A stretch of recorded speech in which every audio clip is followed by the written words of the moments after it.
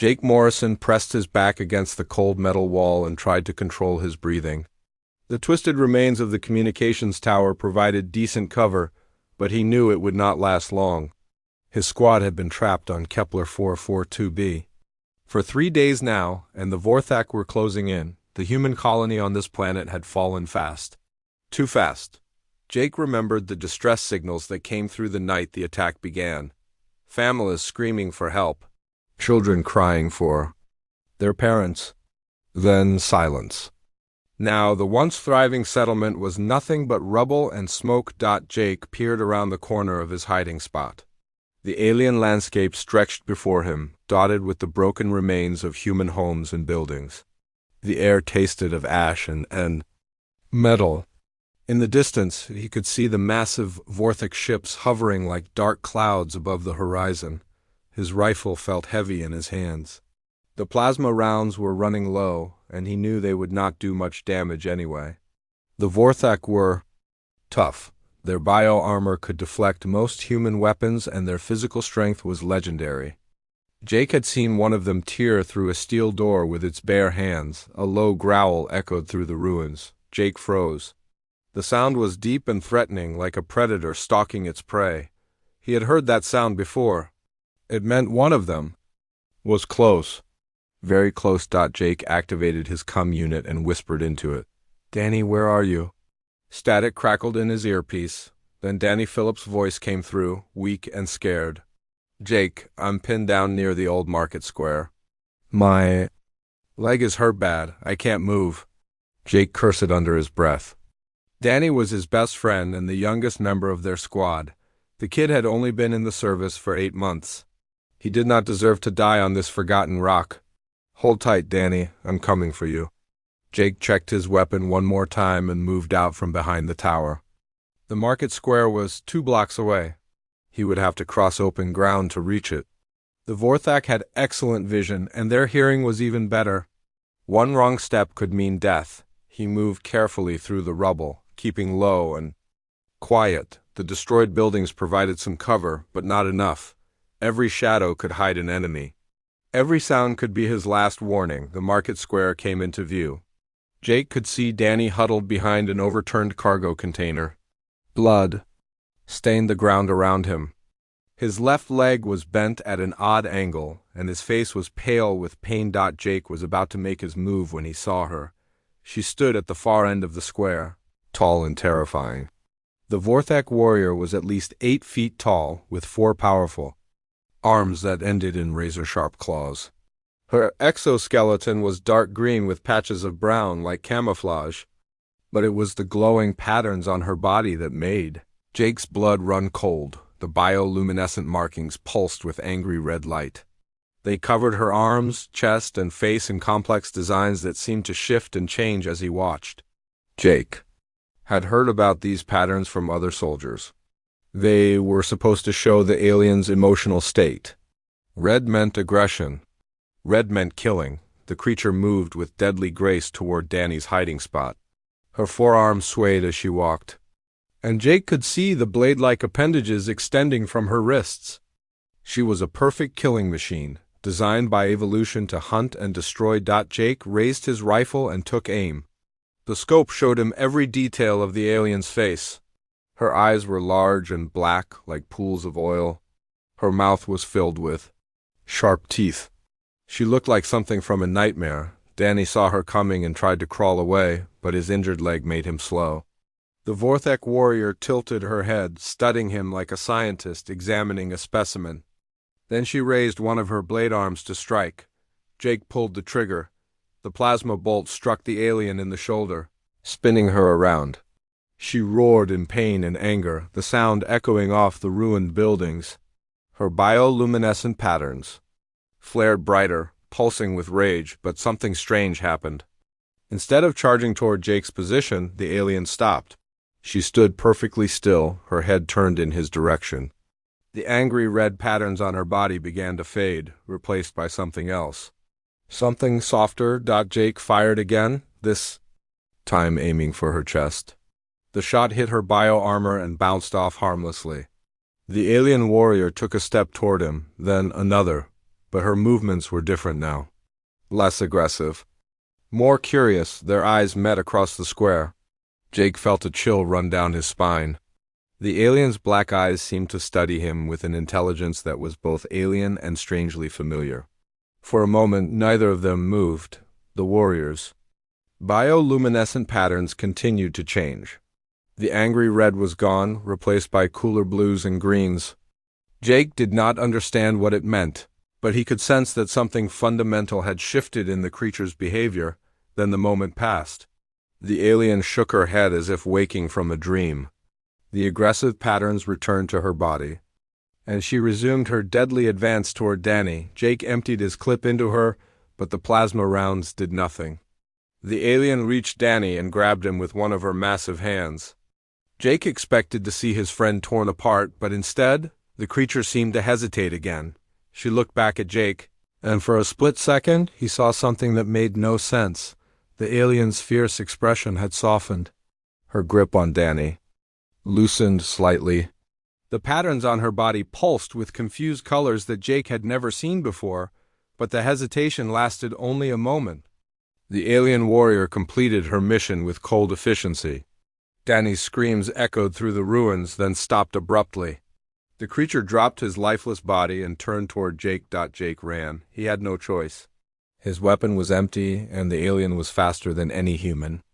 He stumbled through the rubble, expecting to feel razor-sharp claws tear into his back at any moment, but the attack never came. When Jake finally stopped running and looked back, the alien was gone. Danny's body lay alone in the square, surrounded by spreading pools of blood. Jake made it back to the evacuation point just as the rescue ship arrived. As they lifted off from the planet's surface, he stared down at the ruins of the colony. Somewhere down there, the alien warrior was probably hunting for more humans to kill, but Jake could not forget what he had seen in those few seconds when their eyes met. The confusion in the creature's movements. The way her deadly patterns had shifted to something almost gentle. The hesitation before she killed his friend. Most disturbing of all was the feeling that the alien had not wanted to kill Danny, that she had been fighting against some inner conflict Jake could not understand. It made no sense. The Vorthak were supposed to be emotionless killing machines, yet something had happened in that square. Something that would haunt Jake's dreams for weeks to come. 3 weeks after the disaster on Kepler 442b, Jake Morrison found himself on a cold moon called Titan 7. The military had reassigned his unit to a forward reconnaissance base, a cluster of prefab buildings surrounded by sensor arrays and defensive turrets. The mission was simple: watch for Vorthak movement and report back to command. Jake tried to focus on his duties, but Danny's death haunted him. Every night he saw those black alien eyes in his dreams. Every day he wondered about the strange moment when the creature had hesitated. Command had dismissed his report as combat stress, but Jake knew what he had seen. The base was small, housing only 12 soldiers and a handful of support staff. Captain Lisa Shang ran the operation with military precision, but even she seemed on edge. Intelligence suggested the Vorthak were planning something big, and their little outpost was right in the path of any major offensive. Jake's new squad mates were good people. Sergeant Mike Foster had been in the service for 10 years and knew how to keep morale up with his terrible jokes. Corporal Amy Williams was the best sniper Jake had ever seen, and she could hit targets at distances that seemed impossible. Private Ben Clark was fresh out of training, eager to prove himself but smart enough to listen to the veterans. What none of them knew was that they were being watched. Zarathik crouched in the shadows of a rocky outcropping 3 kilometers from the human base. Her bioluminescent patterns were dim, set to stealth mode to avoid detection. She had been observing the humans for 5 days now. Studying their routines and behavior patterns, she told herself it was reconnaissance. War Chief Krextel had approved her mission to gather intelligence on human tactical procedures. But Zara knew the truth was more complicated. She was here because she could not stop thinking about the human soldier she had encountered on Kepler 442b. The memory of those strange moments in the market square played over and over in her mind. When their eyes had met, something had awakened inside her. A warmth she had never felt before. A compulsion to protect rather than destroy. It went against everything she had been taught about her warrior nature. Zara focused her enhanced vision on the human base. The soldiers were going about their daily routines. Some were checking equipment, others were running maintenance on their vehicles. She could see the one called Jake Morrison cleaning his rifle near the communications array. Every time she looked at him, the strange warmth returned. Her bioluminescent patterns would shift to colors she had never seen before. Blues and greens that seemed to pulse in rhythm with her heartbeat. She did not understand what was happening to her. Jake felt eyes on him as he worked. It was a soldier's instinct, developed through years of combat. Someone was watching the base.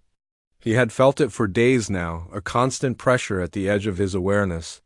When he mentioned it to Captain Chang, she had ordered increased sensor sweeps, but they found nothing. The first sign of their observer came when Jake discovered his field rations had been replaced with something else. Instead of the usual protein bars and dried fruit, he found crystalline formations that glowed with soft light. They were beautiful, almost like jewelry, but clearly not human in origin. Jake showed the crystals to Captain Chang.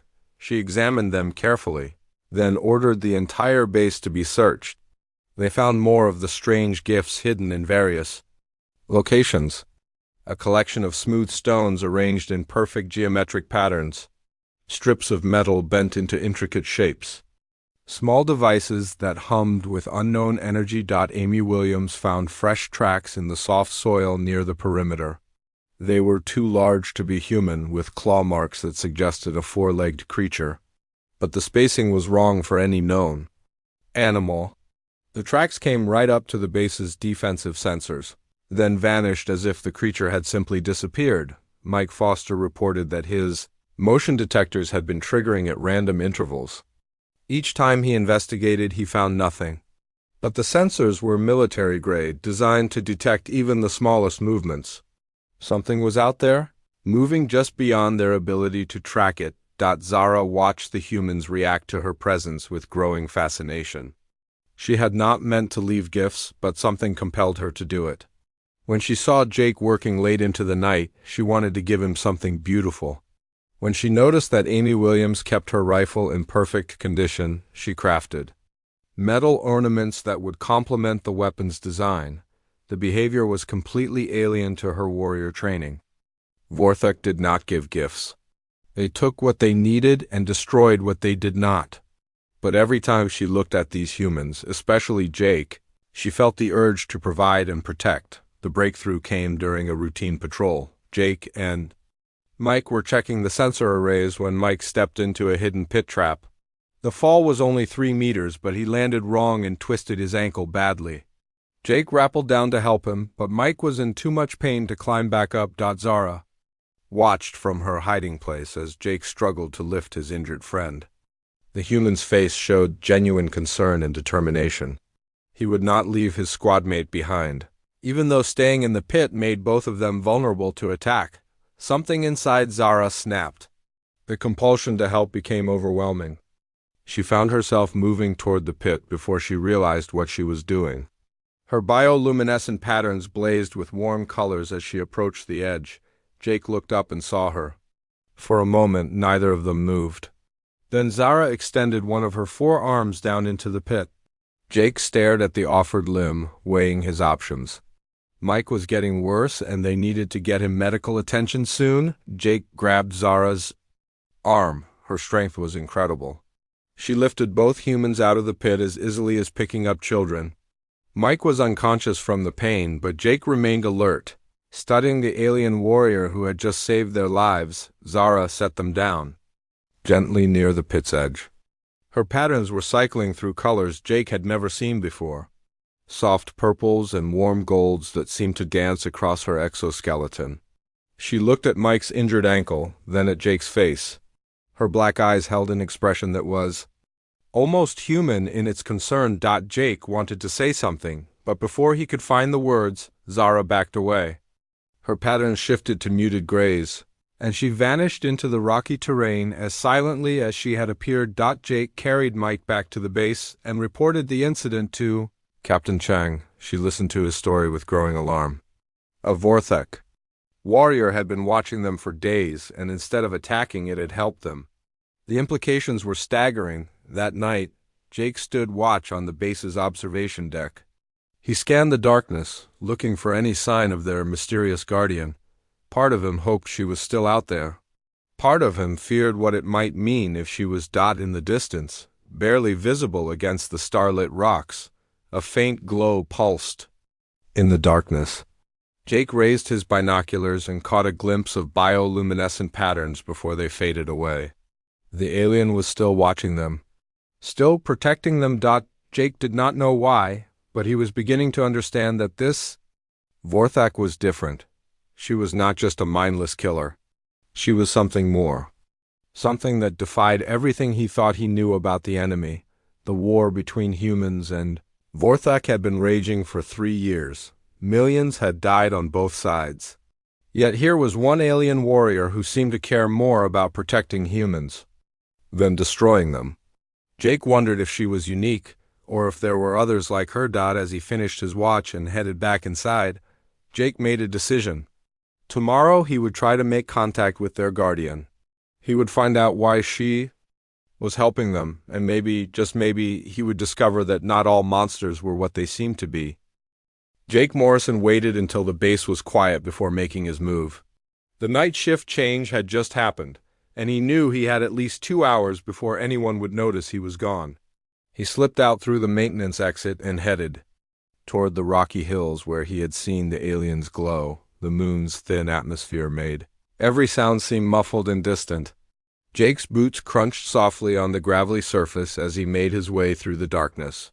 His heart was pounding, but he kept his rifle lowered. If the alien had wanted to kill him, she would have done it already. Zarethik sensed his approach long before she saw him.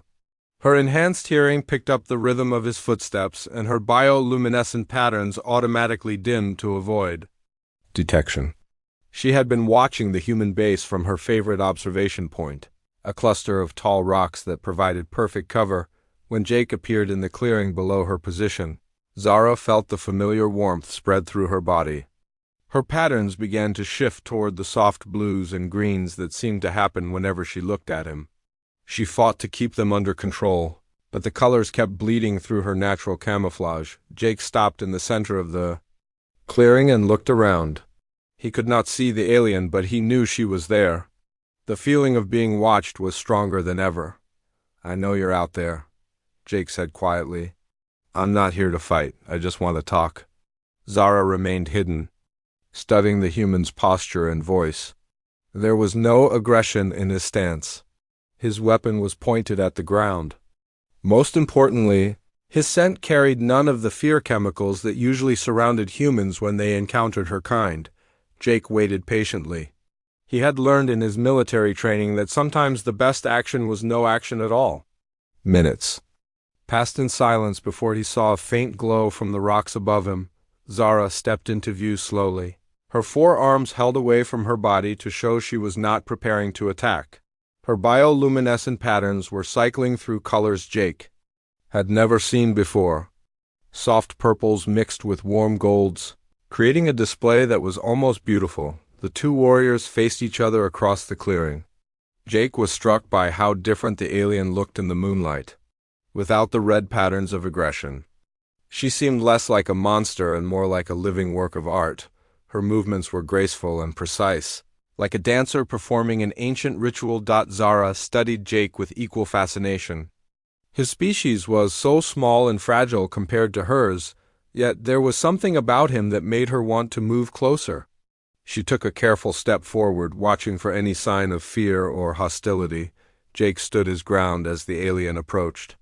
When she was close enough that he could see the intricate details of her exoskeleton, he slowly raised his hand in what he hoped was a universal gesture of peace. Zara tilted her head, studying the human's outstretched palm. After a moment, she extended one of her own hands. Her claws were retracted, and her skin felt surprisingly warm when their fingers touched. The contact sent a shock through both of them. Jake felt a strange, tingling sensation, as if electricity was flowing between them. Zara's patterns blazed. With colors so bright they illuminated the entire clearing, they stood like that for several seconds. Two beings from different worlds connected by something neither of them understood. Then Jake spoke again, his voice barely above a whisper. "Why did you help us?" Zara did not understand the human's words, but she could hear the genuine curiosity in his tone. She searched her limited knowledge of human language, trying to find a way to respond. Finally, she pointed at Jake, then at herself, then made a gesture that seemed to encompass both of them. Jake interpreted her meaning. The alien was trying to say that they were connected somehow. That despite being from different species, they shared something important. Over the next hour, they developed a simple form of communication.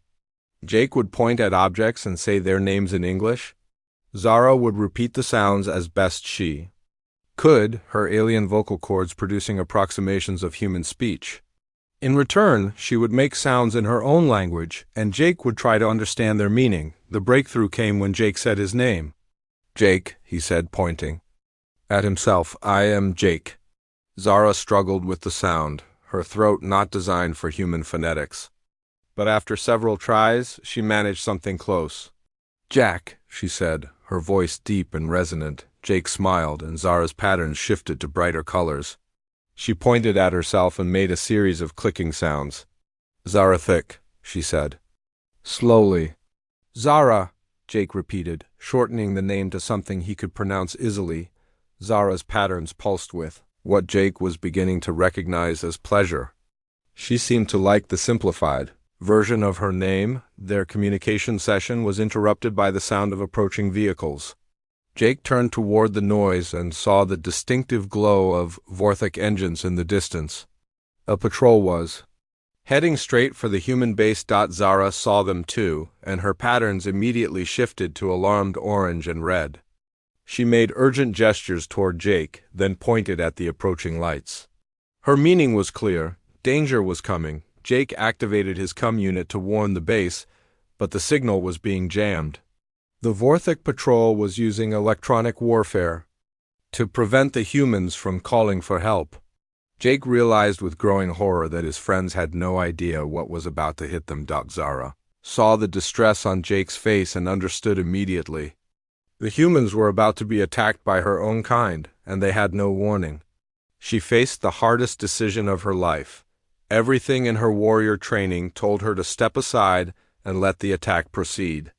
The Vorthok Empire had been at war with humanity for 3 years. These humans were the enemy. But when she looked at Jake's worried expression, she knew she could not let harm come to him or his friends. Zara grabbed Jake's arm and pulled him toward the base. Her patterns were cycling through complex combinations that Jake had never seen before. She seemed to be fighting an internal battle between her loyalty to her species and her strange attachment to the humans. They reached the base perimeter just as the Vorthok patrol came into view. There were 6 of them, moving in perfect formation toward the sleeping facility. Jake could see they were armed with the heavy weapons typically used for base assault. Zara positioned herself between Jake and the approaching patrol. Her bioluminescent patterns shifted to aggressive red as she prepared to fight her own kind. Jake realized what she was doing and felt a surge of gratitude mixed with fear. The battle was swift and brutal. Zara's intimate knowledge of Vorthok tactics allowed her to anticipate every move the patrol made. She directed Jake to weak points in their formation, showed him how to use the terrain to their advantage, and fought with a ferocity that surprised even her. When the last of the patrol fell, Zara stood over the bodies of her former comrades. Her patterns had gone completely dark, and Jake could see she was trembling. She had crossed a line that could never be uncrossed. Jake approached her carefully and placed his hand on her arm. Zara looked at him with eyes that seemed to hold both gratitude and despair. She had saved his friends, but in doing so, she had become a traitor to her own people. As the base alarm finally sounded and human soldiers poured out of their barracks, Jake realized that everything had changed. The alien warrior who had once been his enemy was now his ally, but that alliance would come at a cost that neither of them fully understood yet. Zara looked at the approaching humans, then at Jake, Her patterns shifted to the soft blues and greens that seemed to appear whenever she was near him. Whatever happened next, she knew there was no going back. Dr. Elena Rodriguez had been studying the tissue samples for 3 days straight. She barely slept, barely ate, and Captain Chang was starting to worry about her health. But Elena could not stop working. The samples that Zara had provided were unlike anything she had ever seen. The alien warrior had been living at the human base for 2 weeks now. After the attack by the Vorthak patrol, Captain Chang had made the difficult decision to allow Zara to stay. The alien had saved their lives, and she clearly had nowhere else to go. Her own people would kill her on sight for betraying them. Elena set up her mobile laboratory in one of the storage buildings. The equipment was basic compared to what she was used to, but it was enough to run genetic analysis and brain scans. What she found in Zara's samples changed everything she thought she knew about the Vorthak. Jake visited Elena's lab every day to check on her progress. He found her hunched over her microscope, muttering to herself in excitement. Charts and data. Displays covered every surface, and the air smelled of chemical preservatives. "What have you found?" Jake asked, pulling up a chair beside her workstation. Elena looked up with bloodshot eyes that burned with scientific fervor. "Jake, this is incredible. The Vorthak brain structure is far more complex than we ever imagined. Look at this." She pointed to a 3-dimensional image on her screen. The brain scan showed intricate neural pathways that seemed to glow with activity. Elena manipulated the display, zooming in on specific regions. "These are the sections that control aggression and territorial behavior," she explained. "But see, these areas here? They're dormant in most Vorthak, but in Zara, they're highly active. These pathways are responsible for empathy, cooperation, and protective instincts." Jake studied the image, trying to understand what Elena was telling him. "So Zara is different from other Vorthak?" "Not different," Elena said. "She's what they're supposed to be." "Jake, every Vorthak has these neural pathways. They're born with the capacity for empathy and cooperation. But something has been suppressing these instincts for generations." Elena pulled up another display showing chemical analysis results. "I found traces of artificial compounds in Zara's bloodstream. They're breaking down now, which is why her behavior has been changing. But I think all Vorthak are exposed to these chemicals from birth." Jake felt a chill run down his spine. "You're saying they're being drugged?" "Not drugged exactly," Elena said. "More like conditioned. The Vorthak Empire has been using biochemical agents to suppress their natural empathy for centuries. They've turned an entire species into killing machines by blocking their ability to feel compassion." The implications were staggering. If Elena was right, then the Vorthak were not naturally aggressive. They were victims of their own government's manipulation. Jake thought about all the battles he had fought, all the aliens he had killed, and wondered if they had been fighting against their own nature. "But why is Zara different?" Jake asked. "Why didn't the conditioning work on her?" Elena smiled and pulled up a new set of data. "That's the really interesting part. It's not that the conditioning didn't work on her. It's that something else is overriding it." She showed Jake a series of brain scans taken over the past 2 weeks. "These are Zara's neural patterns when she's around different people. Notice how they change when she's near you." Jake studied the images. When Zara was alone or with other humans, her brain activity was relatively normal. But when she was near Jake, entire sections of her brain lit up with intense activity. The empathy centers were glowing like stars. "You're triggering something in her brain," Elena explained. "Humans produce certain pheromones and neural patterns that the Vorthak are naturally drawn to. Your species evolved complex social bonds and cooperative behavior. Those traits create biochemical signatures that activate dormant pathways in the Vorthak nervous system." Jake remembered how Zara's bioluminescent patterns always shifted to warmer colors when she was near him. He had assumed it was just her individual response, but Elena was suggesting it was something deeper. "So all humans have this effect on Vorthak?" Jake asked. "To some degree, yes," Elena said. "But you seem to have a particularly strong influence." Your protective instincts, your genuine concern for your teammates, your willingness to risk yourself. For others, these traits produce the exact neural patterns that the Vorthak find irresistible. Elena brought up a final display showing comparative brain scans. This is why Zara hesitated when she first encountered you on Kepler 442b. This is why she's been drawn to your unit, despite her military training. And this is why she chose to protect you instead of fighting you. Jake felt a mix of wonder and responsibility. If Elena was right, then the connection he felt with Zara was not just emotional. It was biological. Humans and Vorthak were meant to be allies, not enemies. Have you told Captain Chang about this? Jake asked. Elena nodded. I sent her a preliminary report this morning. She's forwarding it to command, but I doubt they'll believe. The implications are too massive. Jake understood her concern. If the military leaders accepted Elena's findings, it would mean the entire war was based on false premises. The Vorthak were not evil monsters. They were prisoners of their own conditioning, forced to fight against their natural instincts. We need to be careful, Jake said.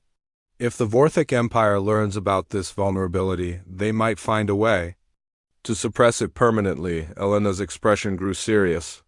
That's exactly what I'm afraid of. If they discover that humans can awaken their natural empathy, they might develop stronger conditioning agents.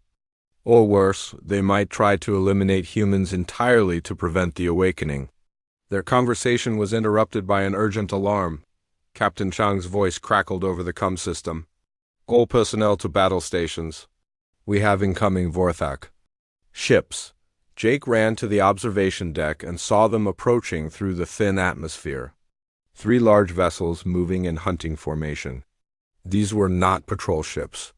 They were hunter-killers designed to track down and eliminate specific targets. Zara appeared beside him, her patterns flashing with alarm. She pointed at the approaching ships and made urgent clicking sounds. Jake did not need to understand her language to know what she was trying to tell him. They're coming for you, Jake said. Zara nodded, her patterns shifting to resigned blue. She had known this moment would come. Her betrayal of the patrol had not gone unnoticed. The Vorthak Empire was sending their best hunters to bring her back. For punishment. Captain Chang joined them on the observation deck. Dr. Rodriguez says these ships are carrying a specialized unit. They're not here to attack the base. They're here for our guest. Jake looked at Zara, who was staring at the approaching ships with what looked like acceptance. She had made her choice 2 weeks ago when she saved the human base. Now she would face the consequences. How long do we have? Jake asked. 20 minutes, maybe less. Captain Chang replied. Jake, I need you to understand something. Command has reviewed Dr. Rodriguez's report. They're very interested in her findings. If Zara is captured or killed, we lose our only chance to understand how this neural connection works. Jake felt a surge of protective anger. She's not just a research subject. She's saved our lives multiple times. I know, Captain Chang said. Quietly, but the fate of the entire war might depend on what we can learn from her. We can't let them take her back. Jake looked at Zara, who was still watching the approaching ships. Her patterns had shifted to the soft blues and greens that appeared whenever she was near him. Despite facing death or capture, she seemed calmer in his presence.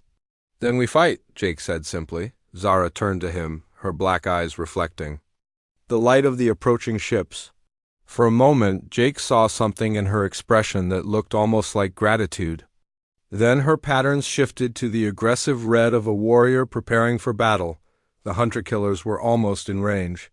In a few minutes, they would deploy their troops, and the real fighting would begin. Jake checked his weapon and stood beside Zara, ready to defend the alien who had become his unlikely ally. Elena's discovery had changed everything. The war between humans and Vorthak was not what it seemed. But first they had to survive the next hour. The hunter-killer ships landed with thunderous crashes that shook the entire base. Jake watched from the defensive walls as massive doors opened and Vorthak warriors poured out onto the rocky surface. These were not regular soldiers. They were bigger, more heavily armored. and their bioluminescent patterns blazed with angry crimson light. Zara stood beside Jake, her forearms steady as she gripped weapons taken from the fallen patrol. Her patterns had shifted to deep purple, a color Jake had never seen before. When he looked at her questioningly, she made a series of clicks that sounded like mourning. "Those are her people," Captain Chang said quietly. "This can't be easy for her." The leader of the hunter-killer team was the largest Vorthik Jake had ever seen. His exoskeleton was covered in battle scars and his patterns pulsed with authoritative gold. When he spoke, his voice carried across the battlefield like thunder. Zara's patterns flickered when she heard him. Jake saw her shoulders sag slightly, and he realized the large Vorthak meant something to her. "Who is he?" Jake asked. Zara struggled with the human words, her vocal cords not designed for their language. "Dexmar," she finally managed, "was ... ner." Jake understood. The leader of the hunter-killer team was someone Zara had once fought beside, someone she had trusted. Now he was here to drag her back for punishment or execution. Dexmar's voice boomed across the battlefield again. Jake could not understand the words, but the meaning was clear. The Vorthik leader was demanding Zara's surrender. Captain Chang activated the base's communication system. "This is a human military installation. You are trespassing on sovereign territory. Withdraw immediately." Dexmar responded by firing a warning shot that vaporized a section of the defensive wall. The message was clear. The Vorthak were not here to negotiate. Jake looked around at his fellow humans. There were only 12 of them against 30 Vorthik warriors. The odds were hopeless, but no one was backing down. Mike Foster was grinning as he checked his heavy weapons. Amy Williams was already in position with her sniper rifle. Even young Ben Clark looked determined despite his obvious fear. Dr. Elena Rodriguez appeared at Jake's side, carrying a strange device that hummed with electronic energy. "I've been working on something based on my research," she said. "If I'm right about the neural connections, then this might even the odds." Jake looked at the device skeptically. "What does it do?" "It amplifies the human empathy response," Elena explained. "If Vorthik are naturally drawn to our protective instincts, then this should make that attraction much stronger." Before Jake could ask more questions, the attack began. Dexmar led his warriors in a coordinated assault on the base perimeter. Their weapons tore through the defensive barriers like paper, and their movements were perfectly synchronized. Zara leaped into action, using her knowledge of Vorthak tactics to anticipate their attacks. She directed Jake and his team to weak points in the enemy formation, showing them how to use the terrain to their advantage. But even with her help, the humans were being overwhelmed. The battle became personal when Dexmar broke through the inner defenses and confronted Zara directly. The two Vorthik warriors circled each other like predators, their patterns flashing with complex emotions. Dexmar spoke in their native language, his voice filled with what sounded like betrayal and anger. Zara responded with her own clicks and growls, but Jake could hear sadness in her tone. She was trying to explain why she had chosen to protect the humans, but Dexmar was not listening. The duel between the two Vorthak was brutal and swift. Dexmar was larger and stronger, but Zara was faster and more desperate. They crashed through equipment and structures as they fought, their razor-sharp claws leaving gouges in metal and stone. Jake wanted to help Zara, but he was pinned down by 3 other Vorthik warriors. Mike Foster was wounded and Amy Williams was running low on ammunition. The battle was turning against them. That was when Elena activated her device. The machine produced a high-pitched whine that seemed to resonate in the bones of every living creature on the battlefield. Jake felt a strange tingling sensation, as if every emotion he had ever felt was being amplified and broadcast. The effect on the Vorthak was immediate and dramatic. Several warriors stopped fighting and stared at the humans with confusion. Their aggressive red patterns began to fade, replaced by the blues and greens that Jake associated with Zara's gentler moods. One Vorthak warrior approached Ben Clark with obvious intent to kill, but when he saw the young human protecting a wounded comrade, he hesitated. The warrior's patterns shifted to soft purple, and he lowered his weapon. Another Vortex saw Amy Williams sharing her medical supplies with an injured enemy and stopped his attack completely. His bioluminescent markings cycled through colors that seemed to express wonder and confusion. Elena's device was working. The Vorthek were experiencing the same awakening that had happened to Zara.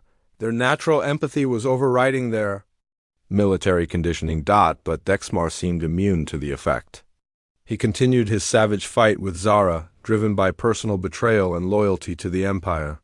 His patterns remained aggressive red as he landed blow after blow on his former partner. Zara was losing. Jake could see her movements becoming slower and less coordinated. Dexmar was simply too strong, and his rage gave him additional power. Jake broke away from his own fight and ran toward the dueling Vorthek. He had no weapons that could hurt Dexmar, but he could not watch Zara die. Dexmar saw Jake approaching and backhanded him with casual violence. Jake flew through the air and crashed into a concrete barrier. Pain exploded through his body and he tasted blood in his mouth. Zara saw Jake fall and something snapped inside her. Her patterns blazed with colors so bright they hurt to look at. She fought with renewed fury, matching Dexmar blow for blow, but the effort cost her. Dexmar's claws found their mark, tearing through her bio-armor and drawing luminescent blood. Zara staggered, her strength failing. Jake struggled to his feet and threw himself between Zara and her attacker. He knew he could not stop Dexmar, but he refused to let Zara face death alone. Dexmar raised his claws for the killing blow, but then he stopped. His black eyes fixed on Jake's face, and something changed in his expression. Jake was bleeding and barely conscious, but he was still trying to protect Zara. The sight of such selfless courage triggered something deep in Dexmar's suppressed neural pathways. His aggressive patterns began to flicker and fade. For the first time in his adult life, he felt the awakening of empathy. Dexmar stepped back, his claws retracting. He looked around the battlefield and saw his warriors standing peacefully among the humans. Several were tending to wounded humans with the same care they would show their own kind. Elena's device had done more than amplify human empathy. It had awakened the Vorthek's natural protective instincts on a massive scale. The hunter-killer team was experiencing emotions they had been conditioned to suppress since birth. Zara collapsed beside Jake, her bioluminescent patterns fading to dim blue. Jake crawled to her side and took one of her massive hands in his. Her breathing was labored and luminescent blood pooled beneath her. "Zara," Jake whispered. "Stay with me." She looked at him with eyes that seemed to hold all the sadness in the universe. With tremendous effort, she spoke his name in perfect English. "Jake?" It was the first time she had pronounced it correctly. Jake realized she had been practicing in secret, learning his language so she could speak to him properly. Dexmar knelt beside them, his patterns now cycling through colors of confusion and regret. He spoke to Zara in their native language, his voice gentle for the first time in years. Zara responded weakly, gesturing toward Jake and the other humans. She was explaining what she had learned about the connection between their species. Dexmar listened with growing amazement. Dr. Elena approached with her medical kit, but they all knew it was too late.